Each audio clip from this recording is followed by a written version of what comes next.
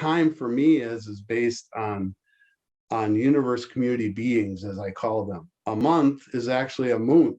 We took the O out, syncopated that word to make month, and most people don't know it means month. So that's the transition I had from human to earth and universe consciousness, was seeing time not just as 8-hour day work day or 40-hour week, work week, or 7 days a week. It's based on the universe community beings of earth, moon, and sun relationship, companionship. So that's the work I do with the calendars. I try and get folks, instead of looking at, Julius Caesar for July, or a Caesar Augustus for August, and saying, oh, look at that human-human relationship. Like Tom Spiritbringer says, we got to get out of the human-human relationship only and get to human-earth and human-universe relationship. And so for me, the key for that is time.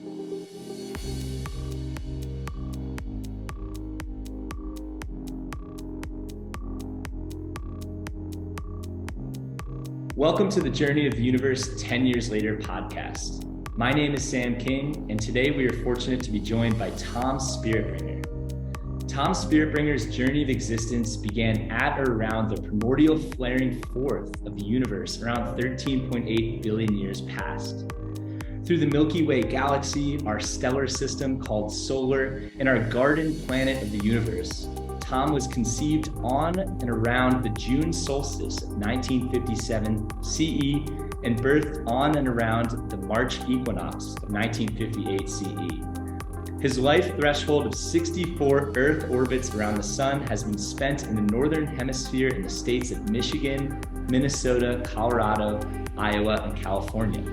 He has traveled during his life threshold to New Zealand, Ecuador's rainforest with the Achuar people, India, most of Europe, Canada, Mexico, Singapore, Guatemala, Mexico, and Canada. No moon or asteroid belt yet. After 2 decades of marriage, teaching, social work, and ministry, Tom has spent the last 16 years in the universe story, new story lineage of Thomas Berry, the cultural historian, world religions professor, and universe conscious self-awareness writer and teacher. Thomas Berry led Tom to the Sophia Center at Holy Names University in Oakland, California, to study his fourfold wisdoms of the feminine, indigenous traditions, the new science of the universe, and the classical civilizations and religions in a graduate program in culture and spirituality. This program led to working with the Pachamama Alliance, learning and teaching to grow food at Earth Abides Farm, and starting the Universe Story Calendar Initiative of 2017 to 2023 CE, which is now his prominent great work.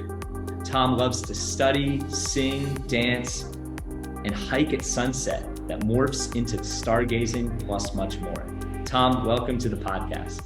Thanks, Sam. It's great to be here. It's great to have you and to be connected through your important work. And we'd love to start by hearing a bit more about your background and origin story. Yeah, thanks, Sam. Once again, thanks for having me and doing this great work of promoting the universe story through Journey of the Universe. It's a wonderful project as well. Like I said, my story goes back to the beginning of the universe, the primordial flaring forth. And as Thomas Berry says, to tell any story, you have to tell the whole story.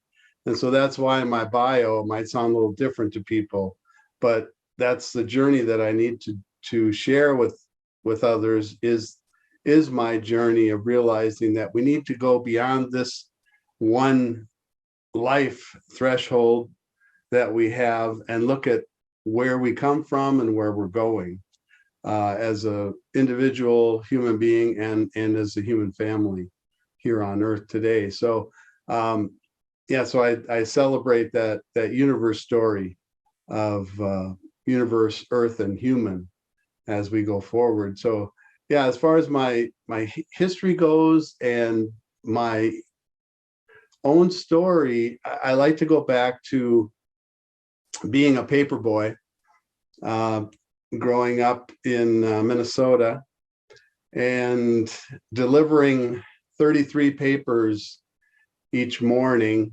365 days a year, whether it was 100 degrees or 50 degrees below zero.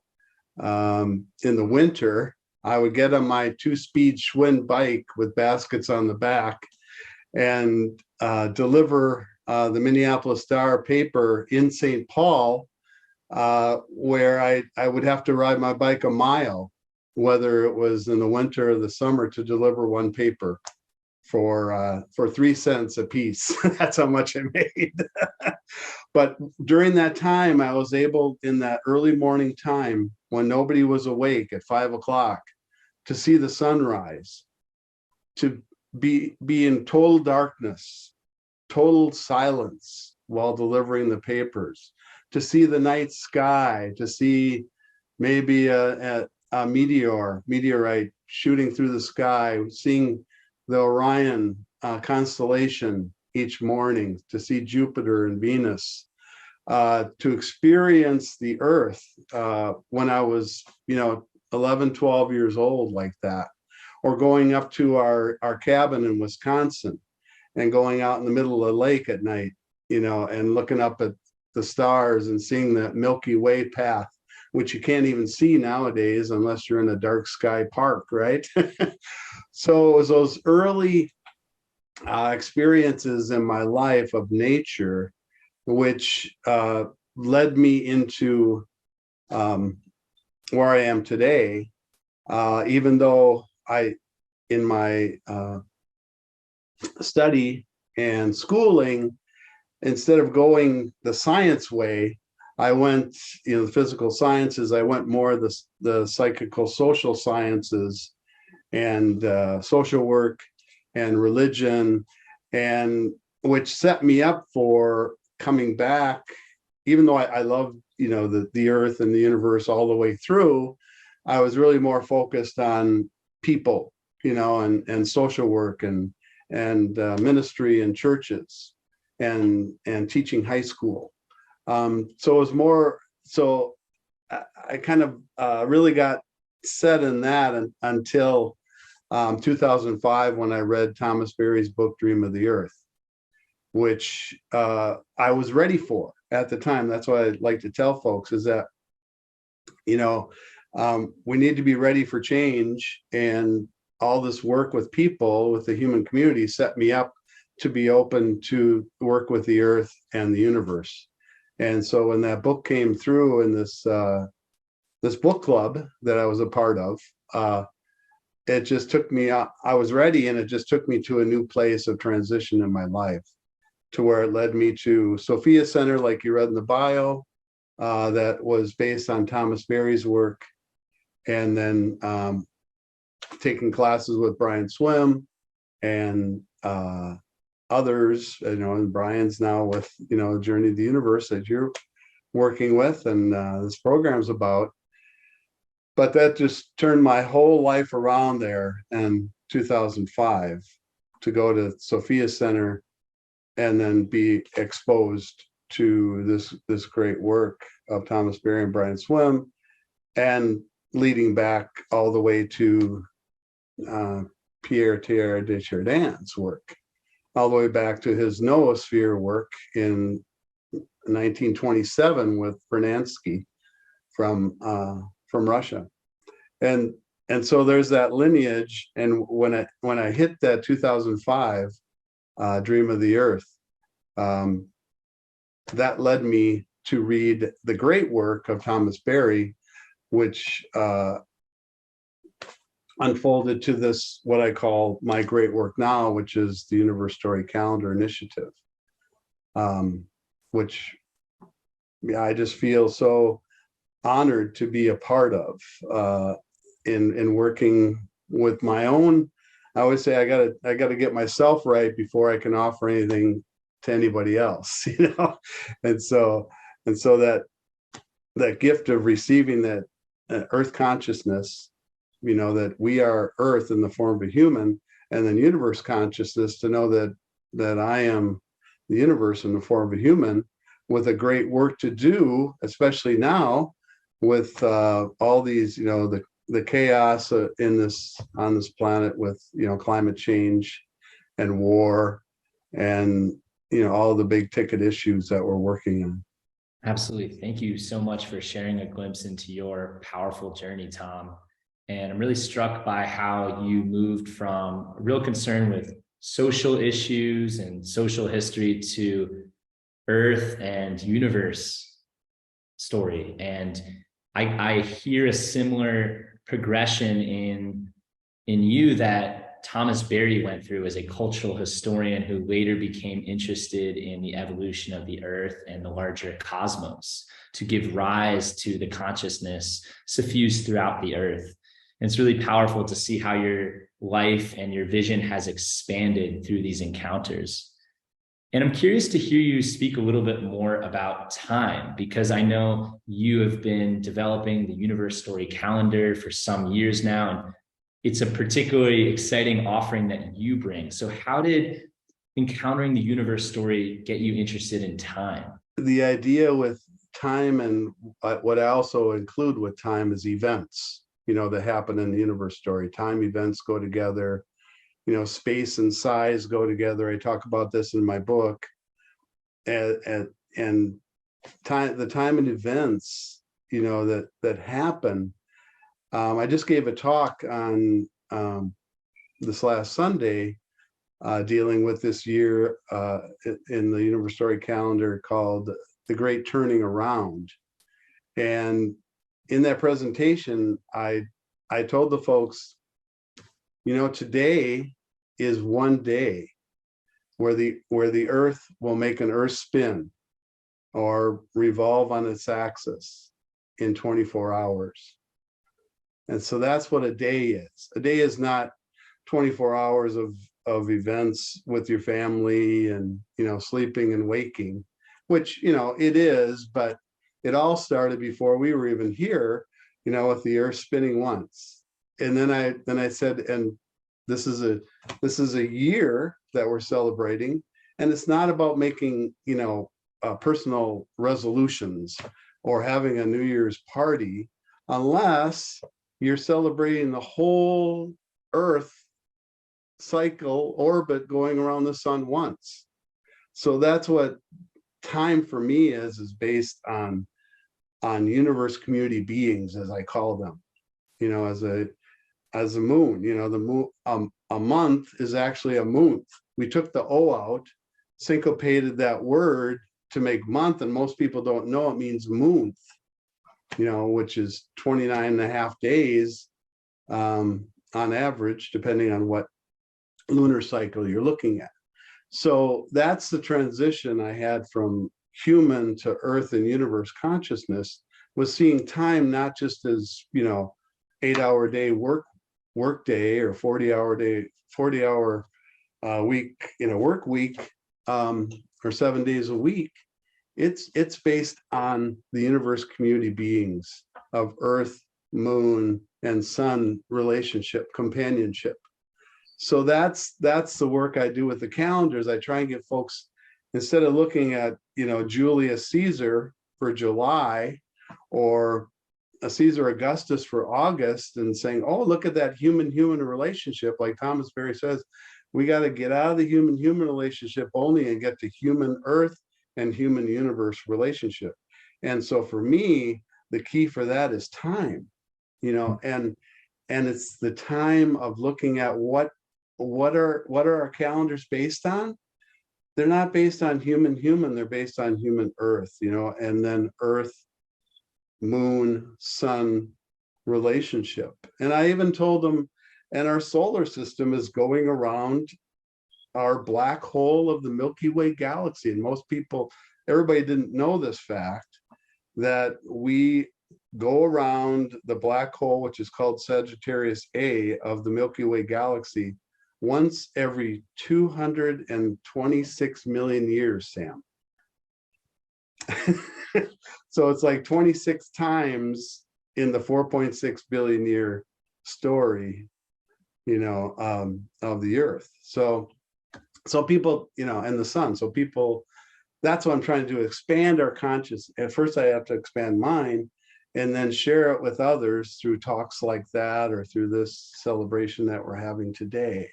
But the key is, like Thomas Berry says, and Brian Swim, is celebration. It's got to be done with a sense of celebration and awe and wonder and reverence. That's why I use the acronym HRRAW, HRRAW, in my book and work. Honor, respect, reverence, awe, and wonder.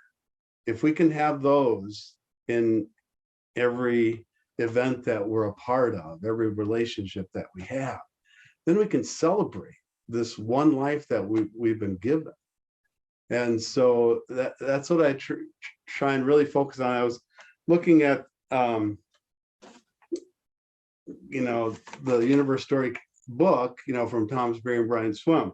The key to it is down here, a celebration of the unfolding of the cosmos.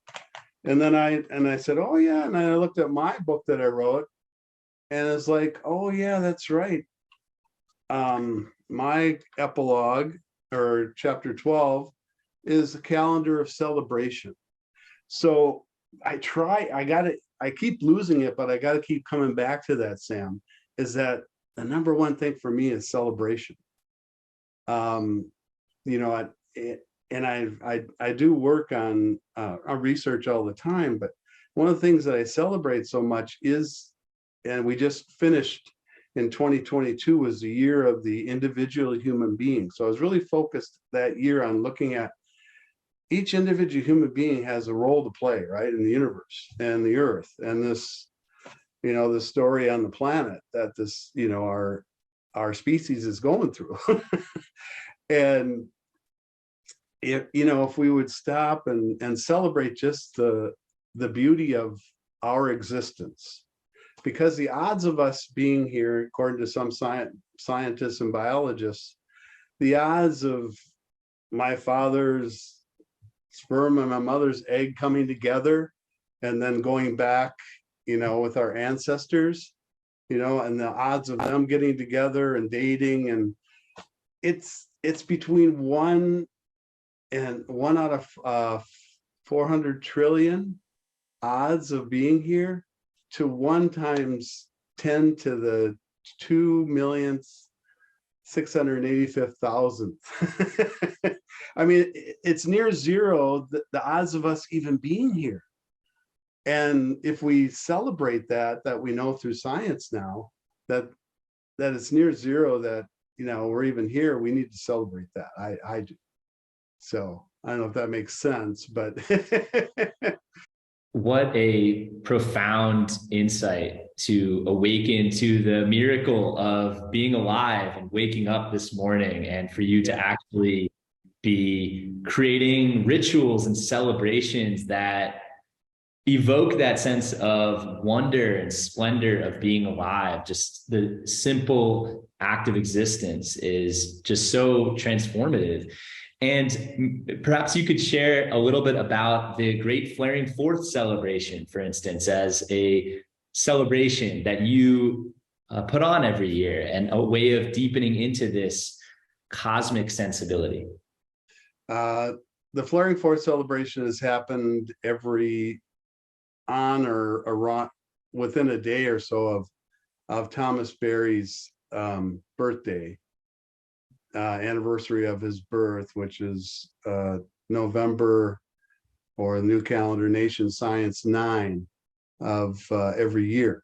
So in 2017, I set it up to have the first Flaring Forth celebration, with many different reasons why.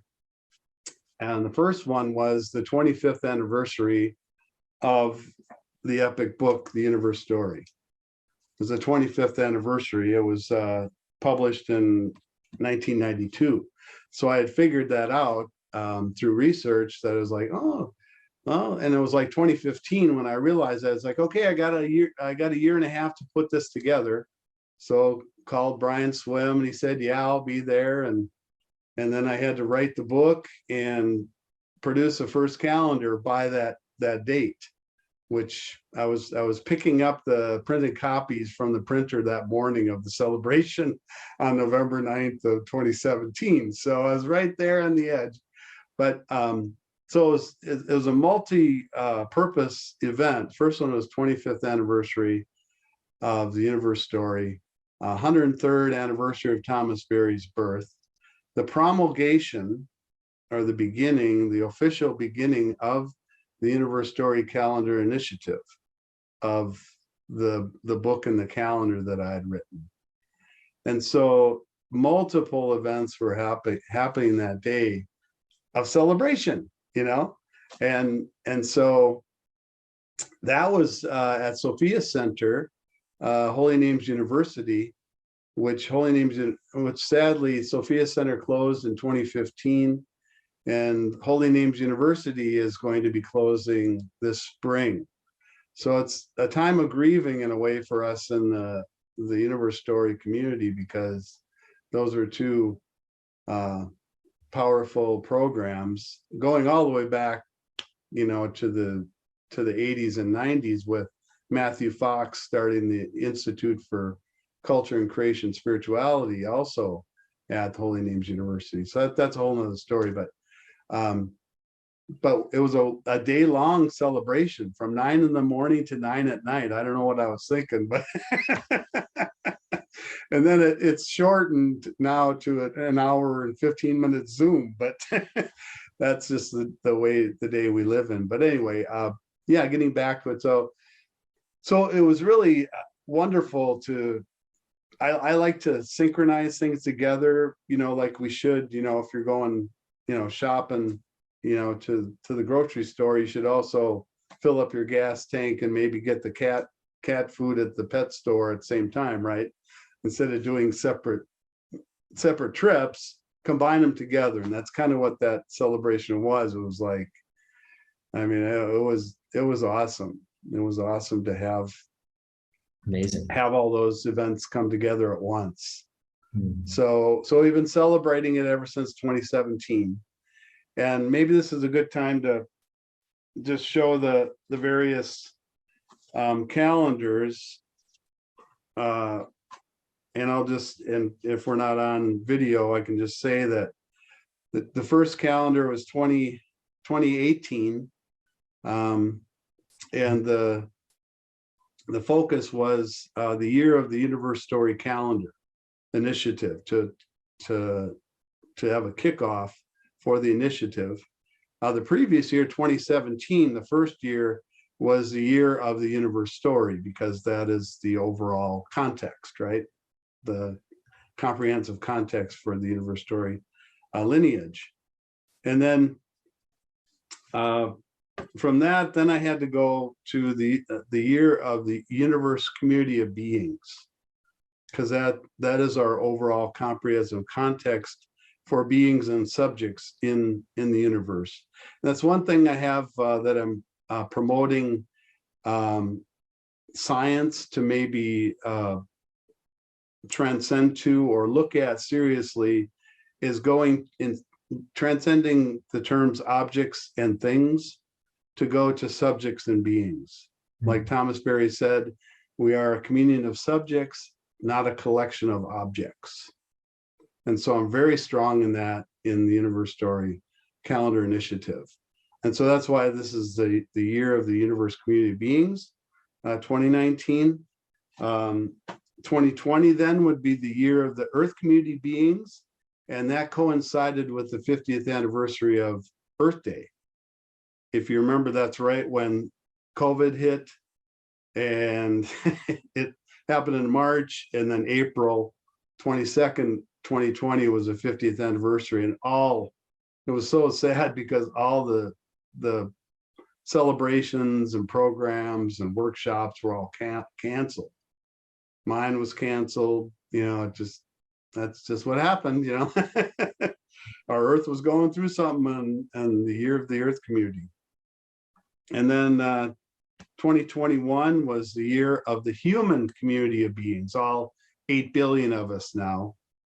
And then this last year, 2020, was the year of the individual human being, to really focus in on how can we become conscious and do our great work as individuals. And then this year, the last 11 days is, and this is a picture of the James Webb Space Telescope's deep field picture, is the year of the great turning around, which is a combination of the Buddhist philosopher Joanna Macy's project, The Great Turning, and then William Catton Jr. book in 1980, Overshoot. He is a sociologist professor, where he says we're overshooting on our use of non-renewable natural resources, which that was 40 years ago, and we know it's very true right now. So combining those two, and with last year's individual human being, the Universe Story Calendar Initiative is calling each of us individual human beings to look at how are we turning around from backing into the future, looking at the past and living in the past, and turn around and face the future wisely as conscious, celebratory, beautiful individual human beings. So as you can see, there's a pathway. There's like, you know, from universe to earth to humans to individual humans, because that's ultimately it's the individual human being becoming conscious that will change things. You know, and then there's also the work of Brian Thomas Swim and the Human Energy Project with the noosphere work, with others who are doing the noosphere. Thomas Berry called it the mind sphere. So that's going back into the human community of beings, like, you know, the electromagnetic field around the earth, or another symbol would be the internet. You know, so we are connected.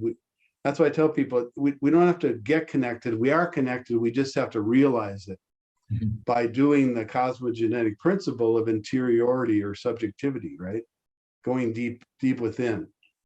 And that's Thomas Berry, Brian Swim's new book, Cosmogenesis, The Unveiling of the Expanding Universe, talks about cosmogenesis, which is the beautiful principle that came out of the original Universe Story book, which is so essential to this work, saying that each of us, I'll just say universe community beings, but each of us individuals are different, are unique. Like I said, there'll never be another Sam King or Tom Spiritbringer in this universe story. And then yet each of us is called through our great work to go deep into our personality, into our psyche, into who we are in our interior subjective person. And at the same time, the third principle of communion. We're all simultaneously, all three, we are with everyone, and yet we're an individual going deep into ourselves. So beautiful synergy of both our interior uniqueness and our external connectedness to the fabric of all life. And we're in this really fascinating time, as you point out, of experiencing that interconnectedness, both from ancient spiritual traditions, whether it's the idea of dependent origination from Buddhism, praditya samutpada, that the intercausal matrix of all reality, or seeing the kingdom of God throughout all of creation, the interconnectedness of all life. And the universe story is illuminating how genetically kindred we are to all of life, how we're evolved from single cellular organisms, and we share over 99% of our DNA with primates. So it's so powerful to really deepen into that innate interconnectedness, as you point out. And I'm curious if you could talk a little bit more specifically about the structure of the universe story calendar. You know, how is it organized, and how can we start implementing this calendar in our everyday lives? Thanks, Sam. Yeah. Well, part of the beauty of this project for me was the research.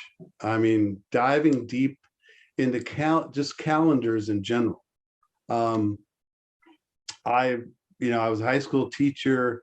And back when I was a high school teacher, I used calendars to teach.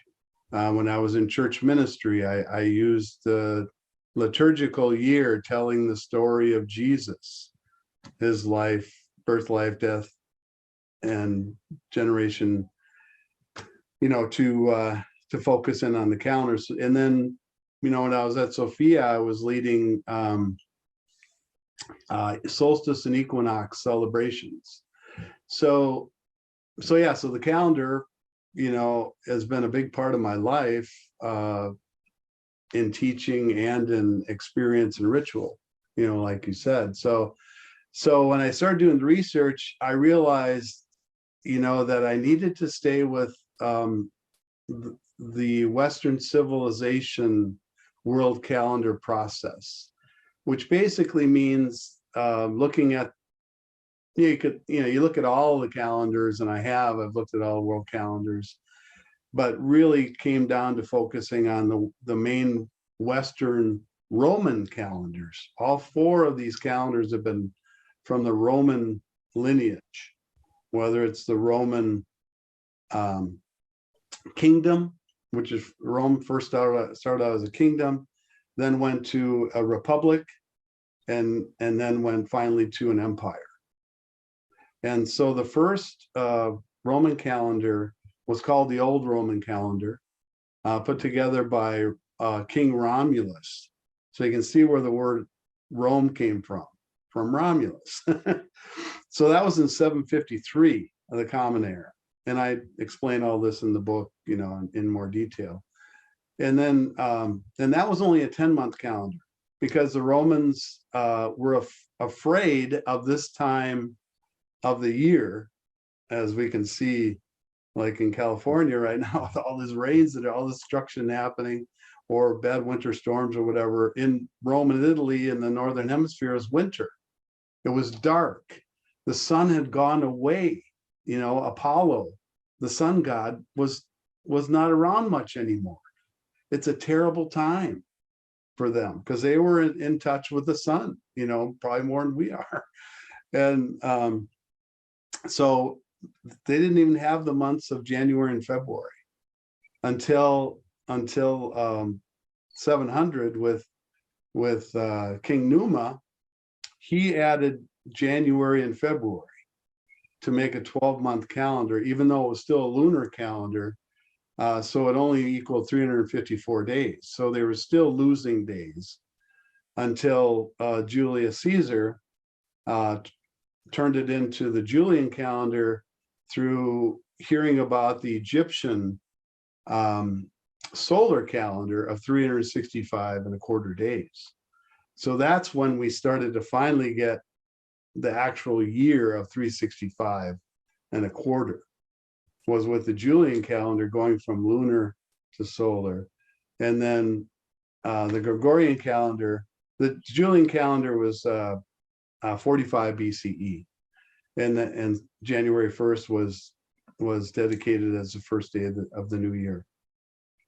And then the Gregorian calendar in 1582 barely changed the Julian calendar at all. It was more focused on, we want all of our Christian community to celebrate Easter together. And so we need the exact time of the calendar of the Earth's orbit around the sun. So they went from 365.25 to 365.242199, which you might not think makes much difference, but over 1600 years, it made a 10-day difference. So anyway, so I don't want to go too deep into that, and I don't have enough time, but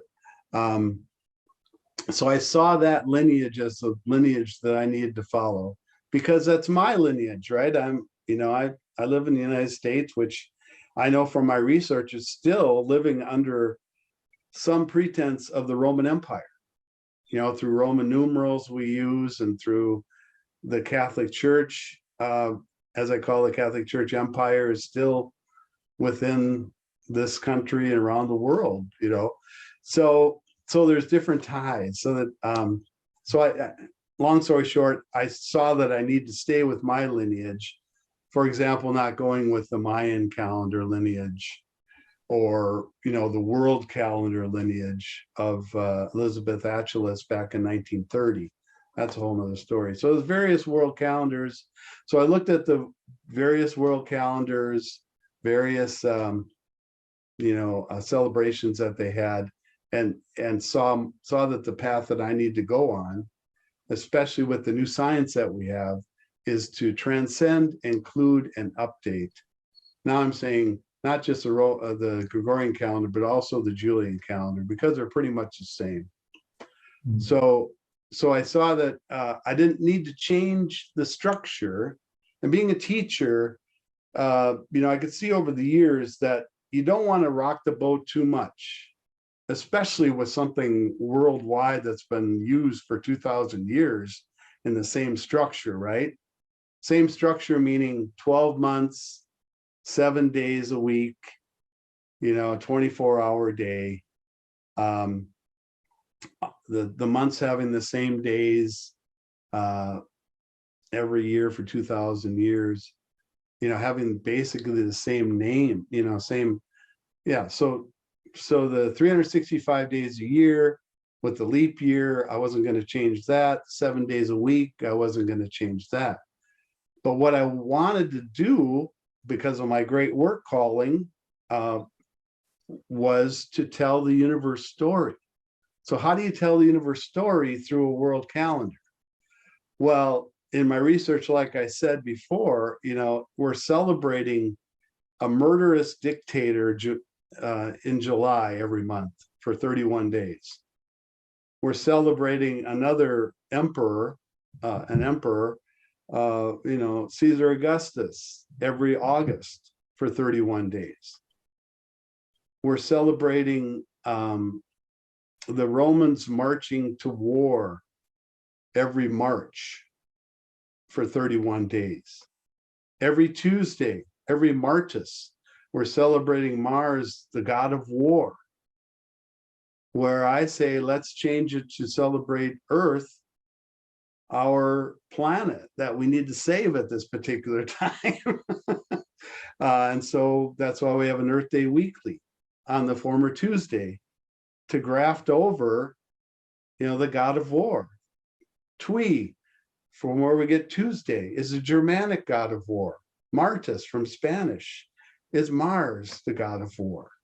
So there's a lot of implications, and it's underlying. That's why, I need to write the book to explain, why these days are set up for gods and goddesses. Venus, the god of beauty and love, is where we get Friday. So it was obvious, like, we have to transcend, include, and update to tell the universe story through the new days of the week, 7 days a week, Universe Day, Milky Way Day, Solar System Day, Sun Day, Moon Day, Earth Day, and Humanity Day. That tells the universe story. And then through the 7 days of the week, and then the 12 months of the year needed to be updated to tell the universe story through the 12 months of the year. And so that's where it came. This month is now primordial flaring 4th month, then galaxies month, and it's chronological to tell the story. And then supernovas, sun, living earth, plants and animals, human emergence, Neolithic villages, the former September, classical civilizations, nations in science for November, and then last month was Ecozoic era, which we're in now. So the new days of the year, week, and the new months of the year is all I changed, because I realized that it's too much.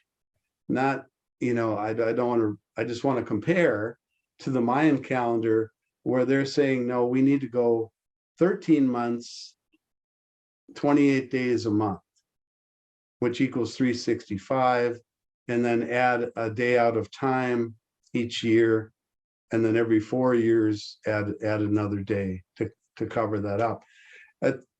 It's too much change, I think, from my point of view, but that's okay. I mean, it's just the way it is. Just to give you an idea So it's complicated, but the main point, Sam, is to tell the universe story through two new ways. Like you're telling it through Journey of the Universe film. That's one way. And that's great work. And that's what I tell folks, find your great work. What's your great work? And that's what the Universe Story Calendar Initiative is about, is to give a couple examples, of common day things you can do. And you said, what can you do? Well, today is Humanity Day in the calendar, and it's flaring forth month.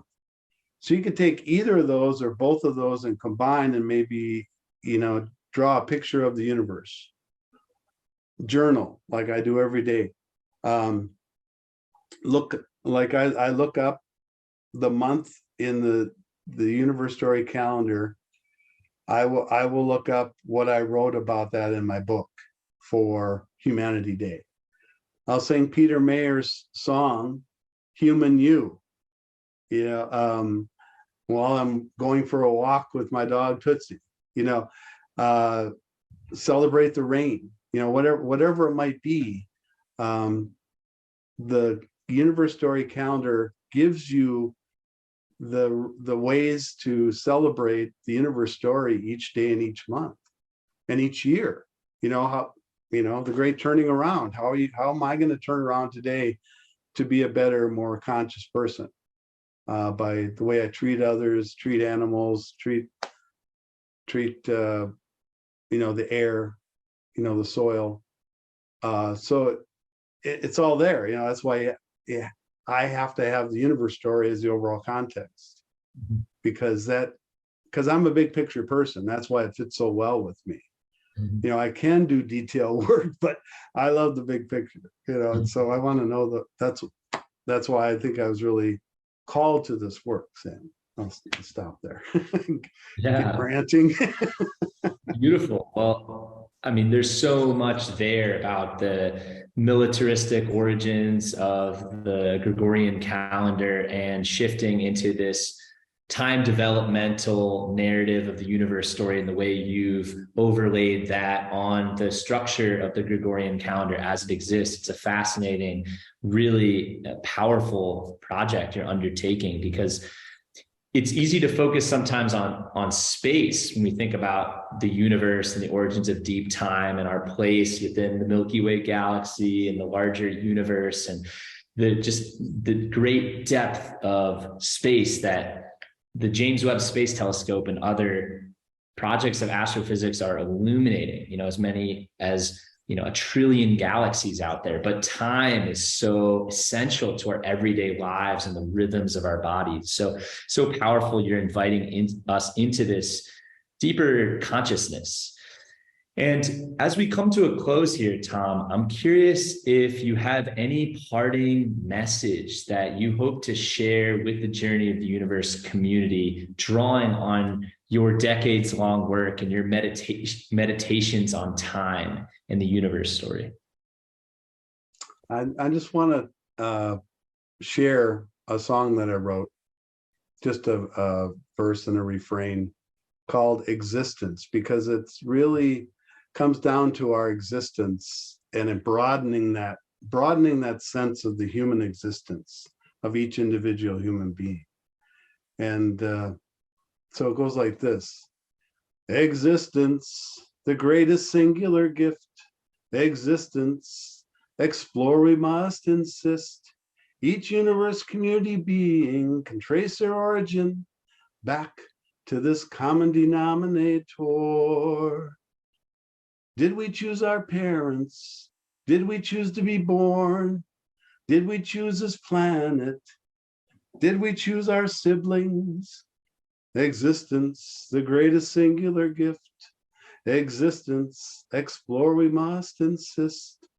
Each universe community being can trace their origin back to this common denominator, back to this common denominator.